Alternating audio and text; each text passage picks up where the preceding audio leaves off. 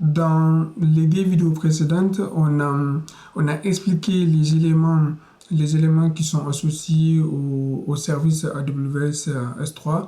Et on a fait des tests dans la deuxième vidéo. On a bien manipulé des buckets et de la data. On a expliqué les termes comme on le comprend.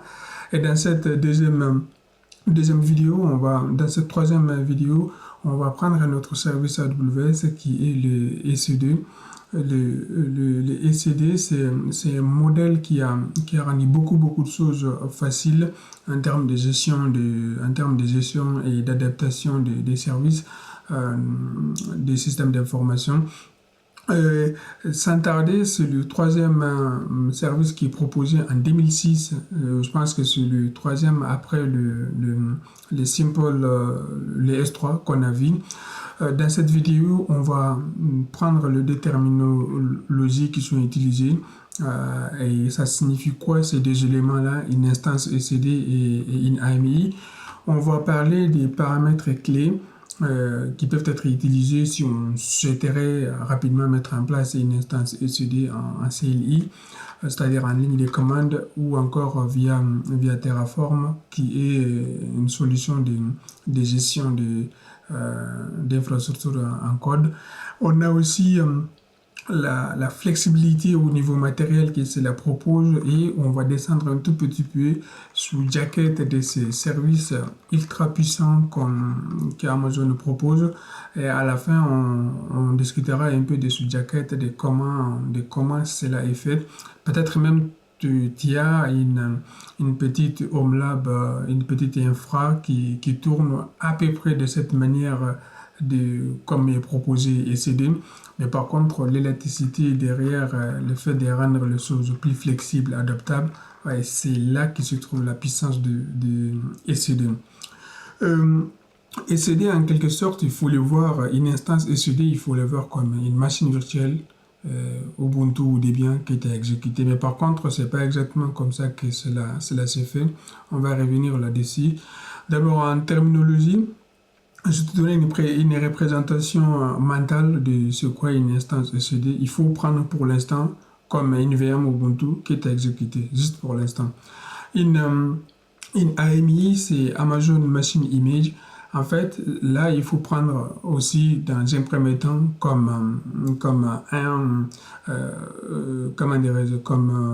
une image de software que tu vas installer pour avoir une image Debian que tu vas installer.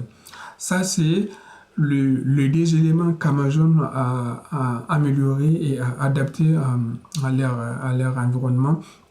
Et les AMI, en fait, c'est pas uniquement une image que tu as, mais en fait, c'est une image statique d'une machine préconfigurée avec des services qui sont préinstallés, prêts à employer.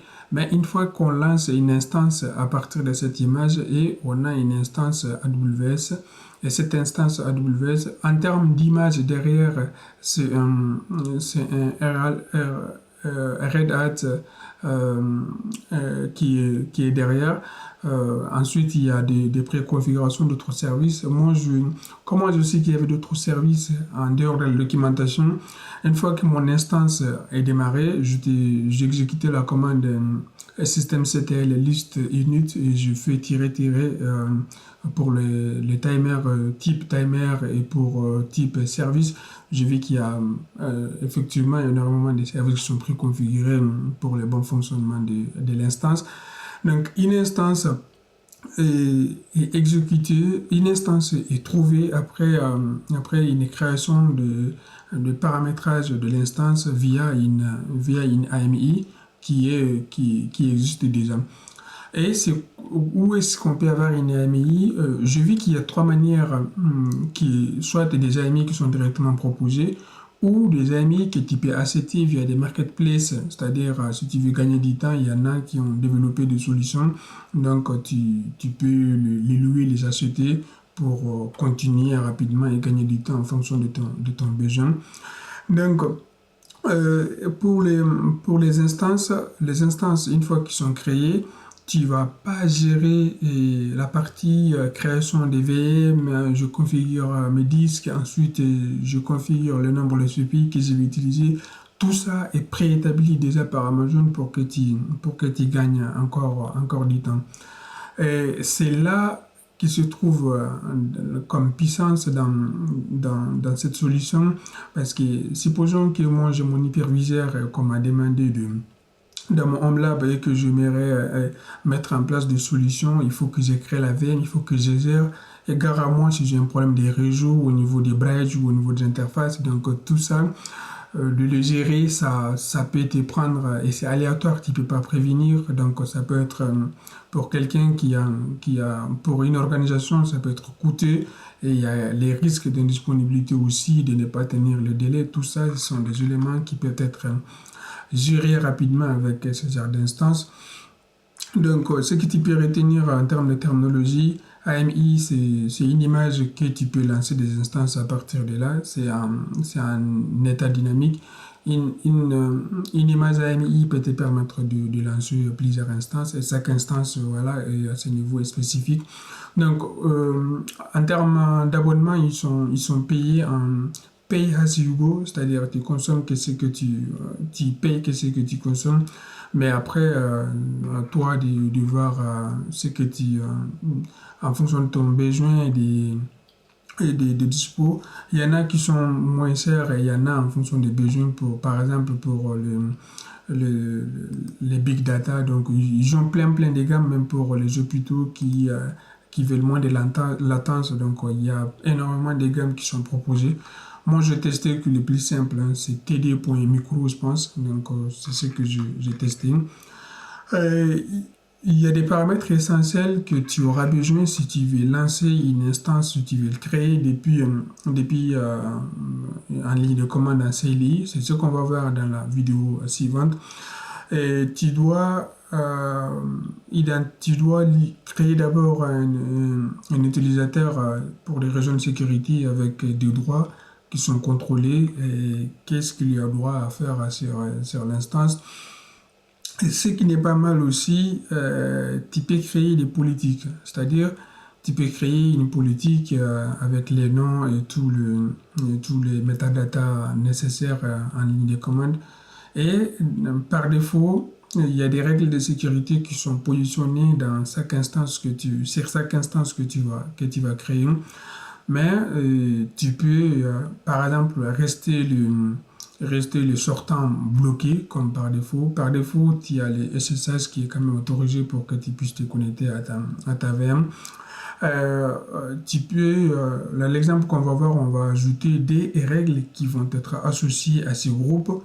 Et ce groupe, cet utilisateur fait partie de ce groupe. On va créer en quelque sorte une légende entre les règles qui sont créées et associées au groupe et l'utilisateur qui fait partie de ce groupe.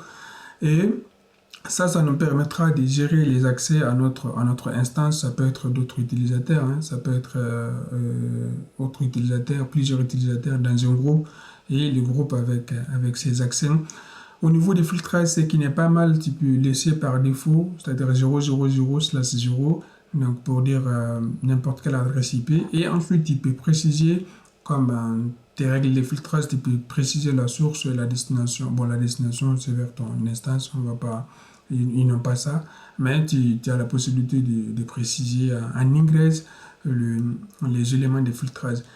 Tu as besoin d'une clé que tu peux générer aussi que tu peux générer de la même façon et cette clé te permettra de te connecter en SSH sur ta VM, sur ton instance. Bon, VM instance, il faut faire, c'est pour cela que j'ai noté ici terminologie.